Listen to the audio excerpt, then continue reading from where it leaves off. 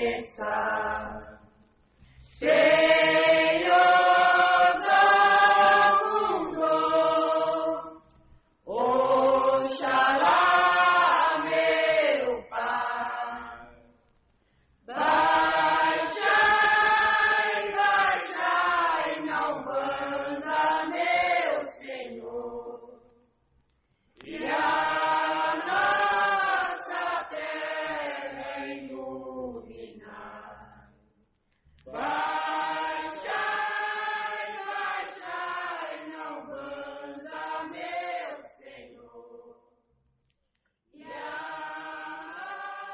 nossa terra iluminar.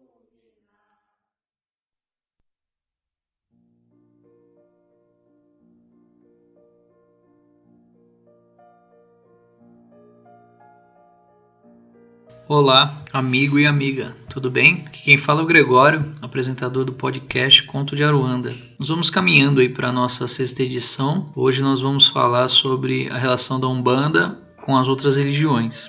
Lembrando que a motivação desse projeto surgiu quando escrevíamos o livro Conto de Aruanda, e a ideia do podcast é a gente falar sobre a vivência como umbandista, né? O significado da vivência como umbandista, quais são as possibilidades aí de sentidos, né? de reflexões éticas, né? Para que a gente possa amadurecer dentro de nós uma visão a respeito de qual é a proposta de vida, né? que a Umbanda possui, para onde ela nos conduz, né, como seres humanos, né, nessa jornada existencial. E o livro, né, assim como esse podcast, tem esse objetivo, né, de transmitir, de partilhar questões que dizem respeito ao sentimento religioso, né. Também no blog, né, Umbanda de Nego Velho, e assim como no blog Branca Umbanda, a gente também procura, através de alguns textos, né, também compartilhar e fazer algumas reflexões a respeito disso. Lembrando que também a autoria de todo o conteúdo que é aqui veiculado, né, ela não diz respeito, né, ela não representa nenhuma tradição da Umbanda especificamente, assim como não falo também em nome de nenhum terreiro, né, e tampouco de nenhuma tradição dentro da Umbanda, né. O exercício aqui, conforme a gente já disse de outras vezes, né, e a gente sempre reprisa aí esse comentário, o exercício que a gente faz aqui é de livre pensamento, né? De livre exposição das nossas ideias e de partilha dessas reflexões o público interessado, né? Com um amigo e amiga que tem o interesse em ouvir o que a gente tem a dizer e também, vamos dizer assim, para que isso colabore aí também com as suas próprias reflexões, né? Com os seus anseios, com as suas buscas também nessa relação da fé, né? Dentro da Umbanda, né?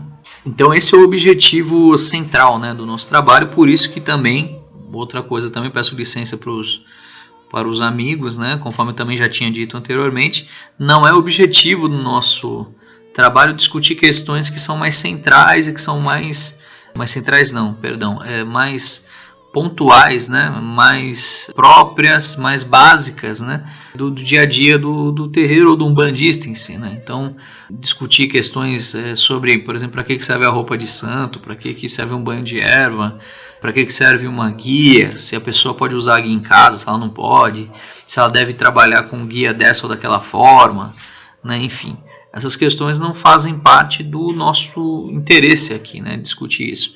Embora a gente entenda que isso são informações, né? São interesses, né? Que são próprios, né? São normais, né? Para aquele indivíduo que tem a sua vida dentro do terreiro, né?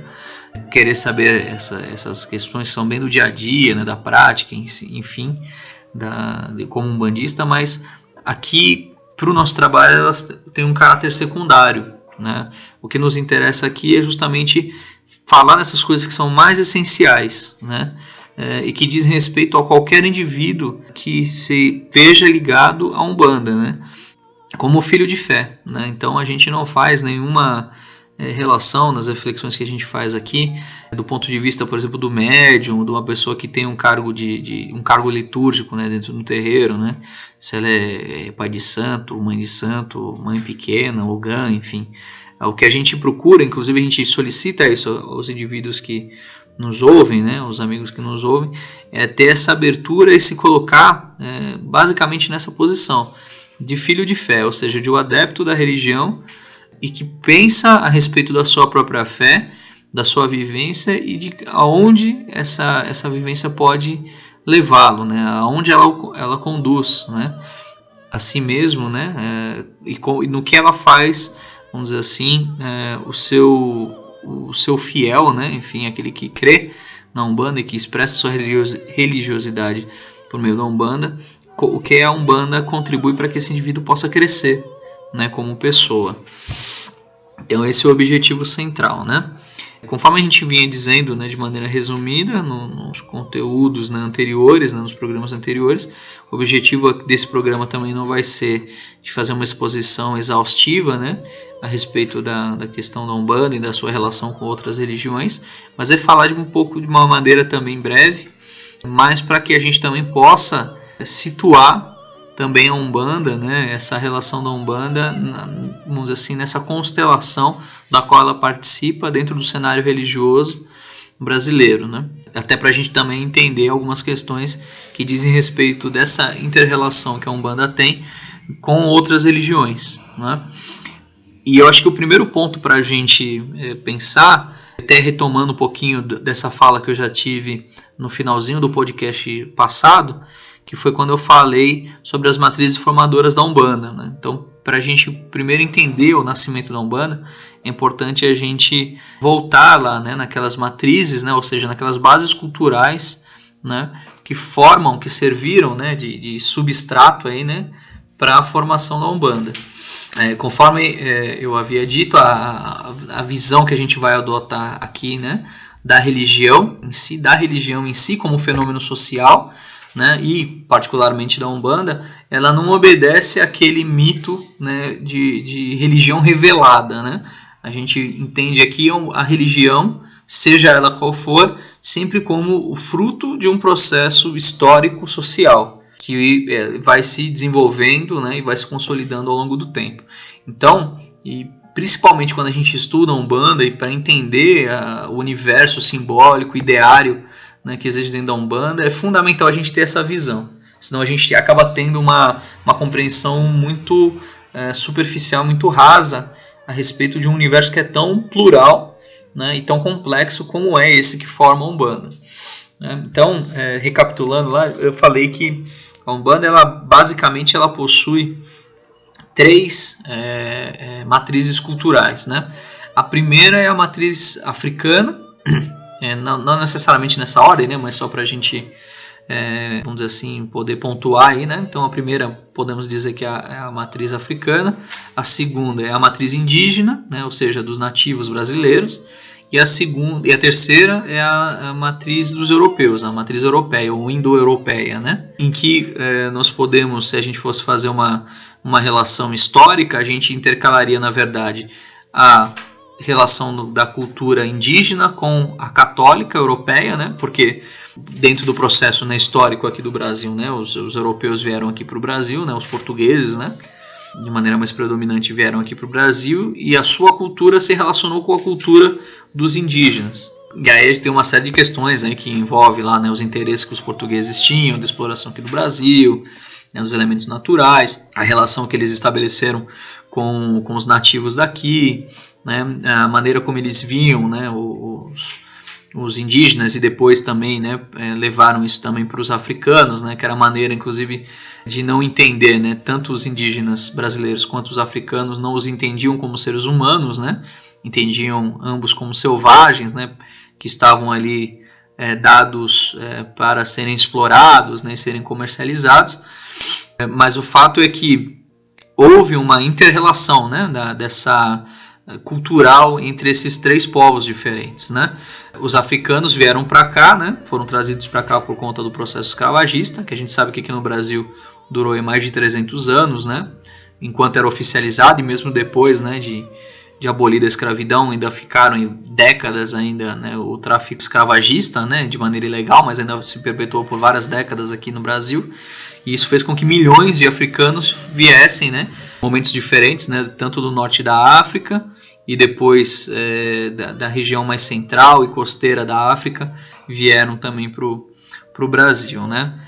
E essas relações que eles trouxeram, que eles estabeleceram aqui, tentando se adaptar, né, à cultura dominante, né, a fé, inclusive, né, religiosa que era imposta a eles, né, que, por conta dos portugueses, né, dos europeus, fez com que fosse surgindo um caldeamento, né, uma série de elementos culturais que a princípio talvez tinham um objetivo aí que era de manter viva, né, era uma questão bem de sobrevivência mesmo, né, desses povos dominados, né, mas que depois, conforme foi vamos dizer assim, passando o tempo, né, histórico, né, e foram chegando mais para próximo, né, de uma criação de uma identidade própria, né, de uma sociedade brasileira, né, que for se consolidando.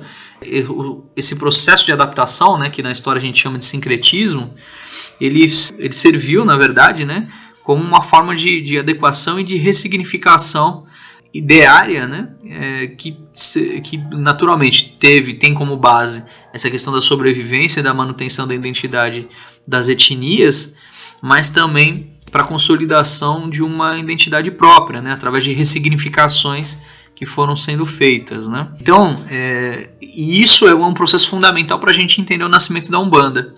A Umbanda nas suas diversas tradições, né, que no próximo episódio a gente vai falar das diversas tradições que compõem a Umbanda, mas eu também cheguei a falar um pouquinho de que justamente dentro desse caldeamento aí existia naturalmente um processo que ele não é necessariamente simétrico, né? Não é necessariamente homogêneo dessa mistura das crenças, né?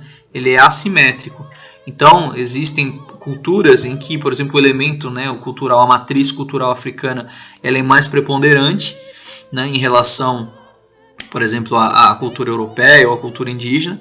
E isso vai fazer com, por exemplo, no nascimento da Umbanda, né, ou das Umbandas que fazem parte desse processo, elas têm uma cara muito mais próxima dos cultos de nação, daquilo que a gente chama, que é o candomblé, ou os candomblés, né, que a gente conhece.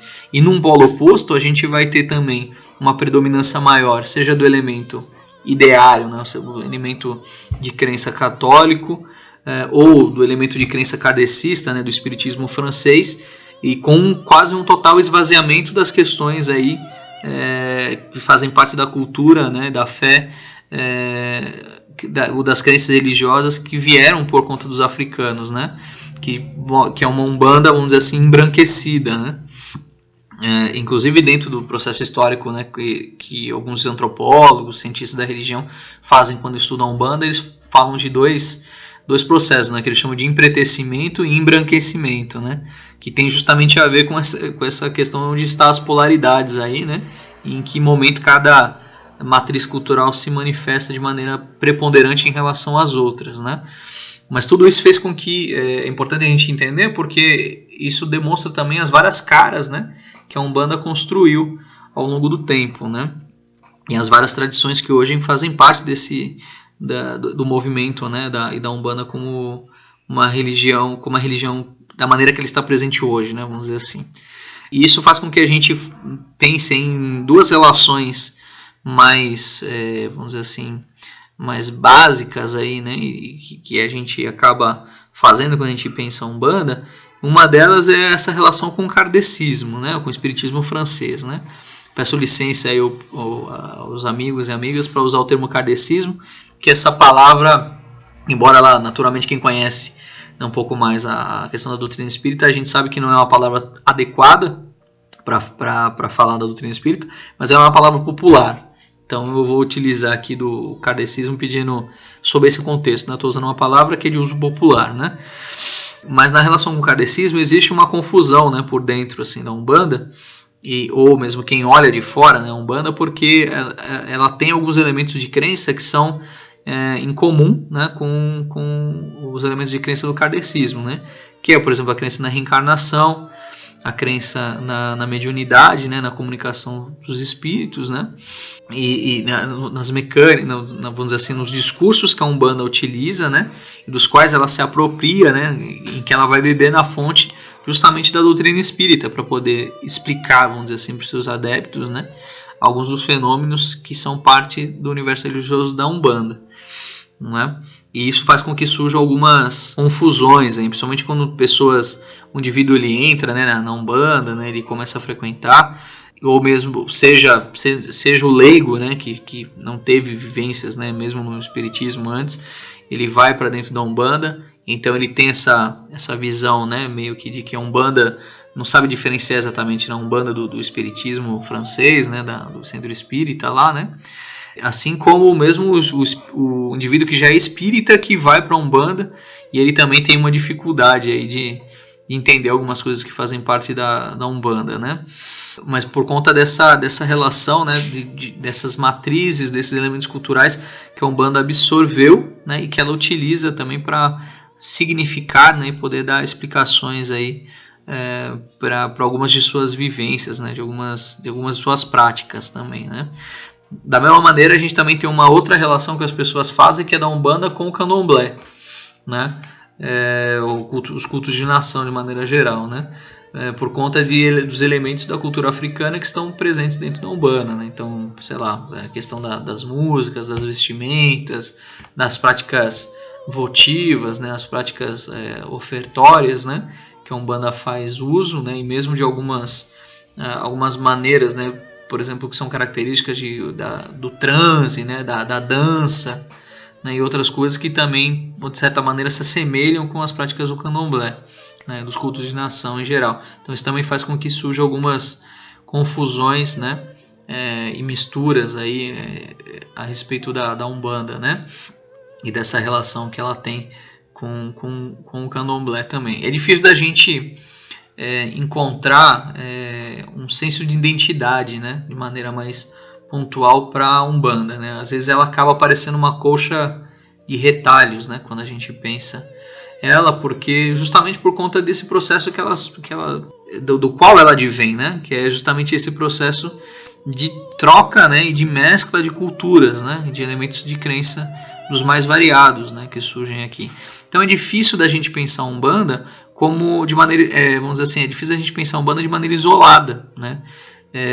A gente tem sempre que pensar a Umbanda como dentro, né, do cenário religioso, né, da sociedade, fazendo parte de uma teia, né, no qual ela está interligada ali, né, do qual ela recebe, vamos dizer assim, de fontes diversas, esses elementos para os quais, vamos dizer assim, são possíveis de expressar, vamos dizer assim, a espiritualidade daquelas pessoas que não encontram, né, nessas religiões que têm expressões mais definidas, na sua totalidade ela não encontra maneiras de expressar, vamos dizer assim, a sua espiritualidade de maneira mais aberta, né, e de maneira mais significativa para elas, né? Então, por exemplo, indivíduos que estão dentro do kardecismo, né, ou que estão dentro da Igreja Católica, né, ou mesmo dentro do culto de nação, eles têm, vamos dizer assim, elementos ali de crença que fazem parte do seu imaginário, mesmo da sua espiritualidade, que eles não se completam ali dentro desses campos aí de vivência religiosa. Então eles acabam migrando, né, eles acabam encontrando nessas religiões, mais especificamente na Umbanda, que ela, vamos dizer assim, ela tem uma possibilidade maior, né, de abertura. Elas acabam encontrando dentro da Umbanda essa possibilidade de vivência ali, né, para poder expressar a sua espiritualidade ali, né, sem com isso perder elementos de crença que fazem parte dessas outras religiões, né. Existe tem um livro aí curioso, importante para quem tiver interesse, que é um livro chamado Repensando o Sincretismo, do professor Sérgio Ferretti, né, em que ele fala, na verdade ele faz um estudo mais voltado para questões do tambor de mina, né, mas ele fala de uma coisa muito interessante, né, que é a questão de que o quanto os adeptos do tambor de mina são católicos, né, e que inclusive as entidades que se manifestam, né, ali também tem uma relação muito grande com o elemento católico. Então, justamente por conta disso, porque há um sentimento ali, uma crença, que ela não se esgota por si só por dentro da vivência religiosa na igreja. A igreja não dá conta, vamos dizer assim, né, a vivência dentro do catolicismo, para esses indivíduos que o professor Sérgio Ferretti trata no livro, a vivência paroquial, né, a vivência, enfim, da fé católica por si só, ela não dá conta de extravasar, né, vamos dizer assim, de albergar, de abrigar em si toda aquela ânsia de espiritualidade que aqueles indivíduos trazem, né? E já o tambor de mina, que também, né, é uma das religiões afro-brasileiras, que também tem uma relação muito grande com o processo sincrético, eles encontram essa expressão, né, por conta de outras práticas que são, vamos dizer assim, característico daqueles fiéis, né, que é a questão do transe, da dança, né, das práticas ofertórias, né, enfim. E eu, de certa forma, eu vejo a Umbanda também justamente dentro desse processo, né.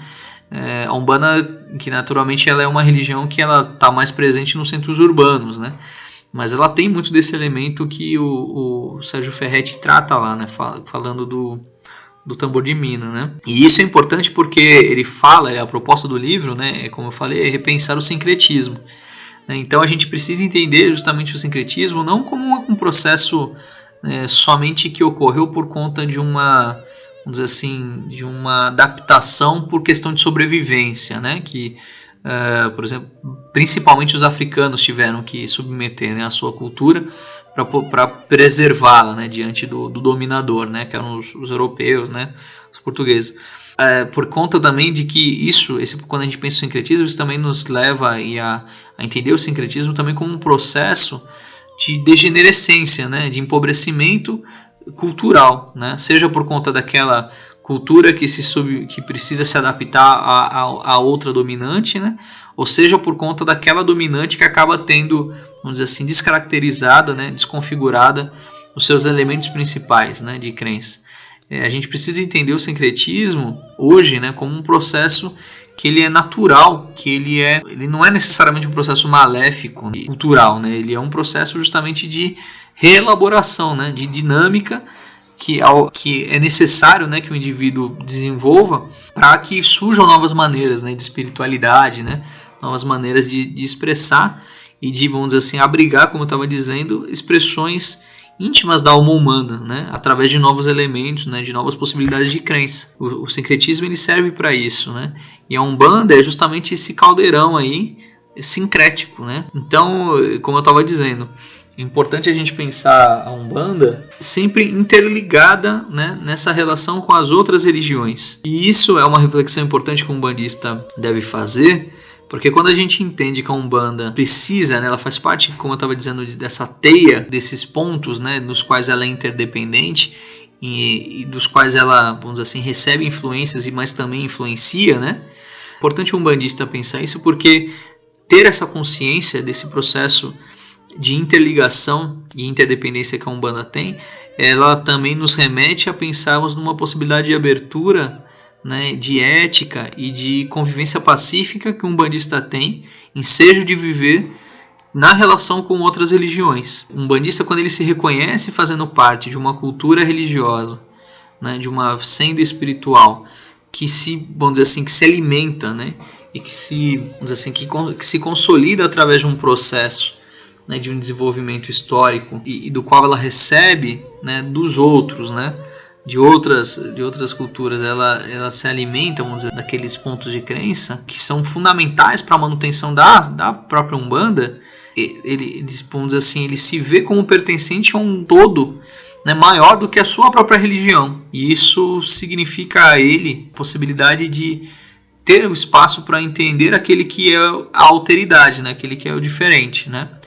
Mesmo que isso não aconteça, pelo menos em princípio, né, em relação a nós mesmos, como bandistas, né? Um símbolo desse é a perseguição, né, que a Umbanda segue, né, e não só a Umbanda, mas outras religiões também que fazem parte da cultura afro-brasileira. A gente sofre, né, tem sofrido, mas particularmente de um setor, né, específico da crença do movimento protestante, que é o das igrejas mercadológicas, né, o movimento aí neopentecostal, né, como dizem alguns sociólogos aí, né, que naturalmente eles precisam de espaço, pelo fato de serem religiões de mercado, né, que precisam albergar fiéis, eles precisam combater outras religiões e outros movimentos de crença para poder ter massa, né, de manobra, né, para poder ter massa dentro dos seus núcleos, né, porque eles precisam disso para poder manter, né, esse processo aí mercadológico, né, que constitui, que é a razão de ser desse movimento renovado aí, né, que existe aqui no Brasil, né, dentro do protestantismo, né? Mas mesmo que a gente não tenha, né, não seja visto dessa forma, é importante que o umbandista se veja nessa relação de interdependência, né,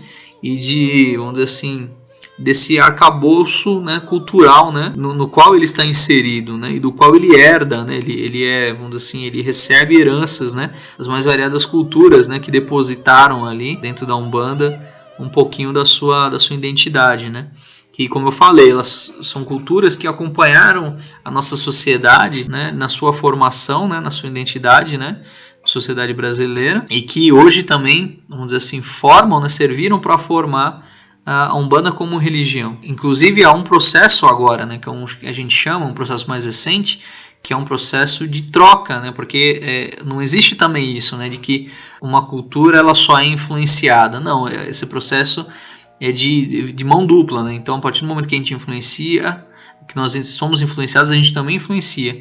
Então, a Umbanda, ela, ao mesmo tempo que ela recebe, que ela acolhe, né, elementos de crença de outras culturas, ela também, vamos dizer assim, nas suas significações, no seu processo de reelaboração, ela entrega também, ela devolve isso, né, aquelas matrizes culturais com as quais ela se interrelaciona, né, e isso dá o nome a um processo que o pessoal chama de umbandização, né, uma vez que ele acontece em uma série de setores, né, dentro mesmo do candomblé, né, existem já de muitas décadas já, né, mas existe, né, também um processo que é de casas de candomblé que não fazem só o culto aos orixás, né, aos voduns, aos inquices lá, de acordo com cada tradição, né, que cada terreiro segue, mas eles também dão abertura para manifestação e para o culto de entidades, né, daqueles espíritos, enfim,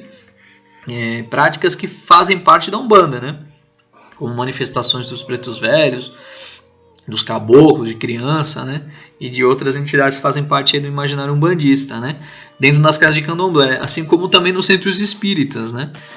Há um processo também de umbandização em muitas casas espíritas, né, em que esses elementos que fazem parte também da Umbanda acabam se manifestando lá, né, então também é comum, né, tá lá uma figura de mentores, né, de espíritos que se comunicam e que são às vezes vistos, né, nos trabalhos mediúnicos lá, e que são espíritos que fazem parte do imaginário da Umbanda, né, espíritos de caboclo e de preto velho, por exemplo, né, é comum a gente ouvir, né, em trabalhos espíritas, né, também a presença dessas entidades, que demonstra isso, né, esse intercâmbio cultural, né, entre as religiões, né. E da mesma maneira também é comum a gente observar dentro de vários terreiros de Umbanda, né, os seus congás repletados lá de imagens de santo católico, né, e outras coisas, né, por exemplo, a cultura do benzimento, né, que os terreiros de Umbanda são guardiões, vamos dizer assim, dessa cultura, né, dessa sabedoria popular, né, talvez um dos grandes polos aí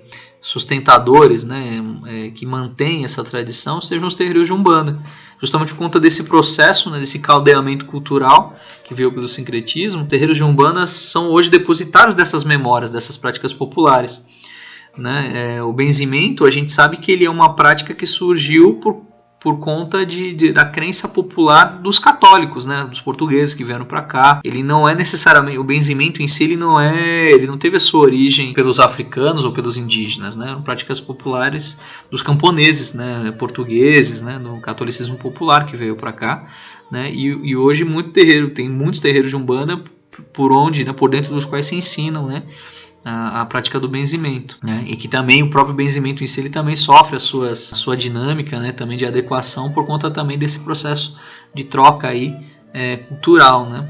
Que existe por dentro da vivência do terreiro, né? Enfim, mas o terreiro ele acaba preservando também essa cultura, né? Lá dentro. Então, eu acho que isso é uma questão muito importante, né? Uma reflexão que eu acho que vale a pena a gente levar aí, né? Que é o de que a Umbanda ela é uma religião sobre a qual é impossível a gente pensá-la de maneira isolada, né?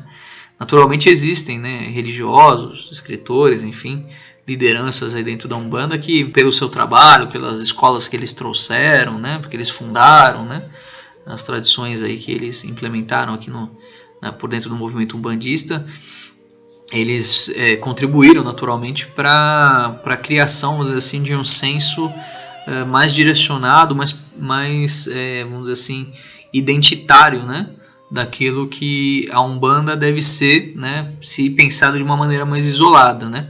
Mas ainda assim, eu entendo que é fundamental a gente conservar essa compreensão histórica, né, social e cultural da origem da Umbanda, né, justamente para que a gente possa entendê-la, principalmente, eu acho, né, no tempo de hoje, não como uma religião superior às demais, né?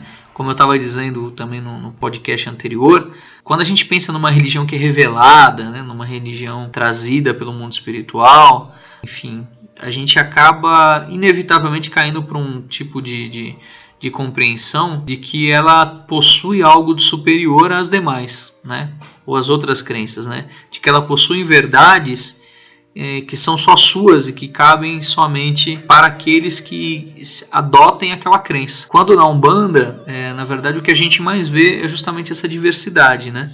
E essa possibilidade de abertura e de diálogo que nós, como umbandistas, temos o ensejo, né, de adotar, né, e de ter com os mais diversos tipos de crença, com mais diversos tipos de gêneros humanos, né, com a alteridade em si. É importante, eu quero deixar isso muito claro, assim, que pelo menos é o meu ponto de vista, né, que a Umbanda, a gente entender a Umbanda dentro de uma teia, né, de interconexões aí culturais, é justamente a gente entender que nós, como umbandistas, temos a possibilidade de estarmos abertos para discutirmos e adotarmos, né, e refletirmos, né, sobre todo e qualquer tipo de crença, né, sobre qualquer tipo de elemento de crença, de reflexão filosófica, proposta ética, né. Tudo isso nos está aberto por conta de um processo que é natural da nossa própria religião. A Umbanda, como eu falei, por conta justamente disso, ela não deve ser vista como uma religião superior às demais. E, ao mesmo tempo, essa compreensão também nos dá a possibilidade de a gente entender o quanto ainda o movimento umbandista ele é imaturo, né? Ele é infante em uma série de aspectos, né? Que ele precisa ser ainda melhor pensado, né? Melhor falado, né? Melhor discutido, né? Entre os seus adeptos e principalmente entre as suas lideranças, né? Para que a gente possa naturalmente construir uma visão identitária daquilo que é próprio, né, da Umbanda, naturalmente. Acho que isso é válido, sim, né? A gente tem uma visão talvez bastante clara, né, daquilo que é a Umbanda, daquilo que ela é hoje, daquilo que ela pode ser, né? Mas principalmente é importante também a gente construir uma visão também clara dessa visão interdependente da Umbanda em relação às outras religiões, e que porque isso é uma maneira da gente entender que a gente não vive sozinho no mundo, né? E que só a nossa crença e a nossa fé, ela não é, vamos dizer assim, exclusiva, ela não basta, né, a todas as pessoas, né? Porque a Umbanda é a própria prova viva de que ela alberga, né, vamos dizer assim, aquelas manifestações de espiritualidade que não podem ser contidas, né, não podem ser abrangidas dentro de outras experiências religiosas, né, que acabam, vamos dizer assim, e esses indivíduos, essas espiritualidades que precisam desse tipo de manifestação, elas acabam migrando, vamos dizer assim, para a Umbanda, né, embora consigam conservar os seus pontos mais essenciais de fé, né? Seja num santo, seja num orixá, né? Seja num benzimento, seja num passe magnético, né? Mais específico do espiritismo, né? Seja na mediunidade, seja no ato devocional da fé, né? Acesa, que se manifesta ali com uma vela acesa, né? Ou numa rosa colocada num vaso em casa, né? Então, a Umbanda, vamos dizer assim, ela tem expressões das mais diversas, né? E que tudo isso é possível dentro da Umbanda justamente por conta dessa inter-relação cultural, né? Da qual ela surgiu. Eu vou deixando por aqui o nosso podcast. Como eu falei, essas reflexões que a gente procura aprofundar aí, elas vão se tornando cada vez mais vamos dizer assim, mais intimistas, né? Cada vez mais desafiadoras, né? Para a gente poder discutir e pensar aqui em conjunto, né? Mas eu acho que é um esforço válido para nós pensarmos, né? Justamente essa questão que eu estava dizendo, que é da gente poder construir uma ética, né? E viabilizarmos aí um espírito de abertura, né? Em relação à nossa relação com indivíduos de outros tipos de fé e também da nossa relação conosco mesmo, no entendimento daquilo que é ser um bandista e daquilo de aonde nós podemos chegar por dentro dessa religião. Grande abraço a todos, saravá.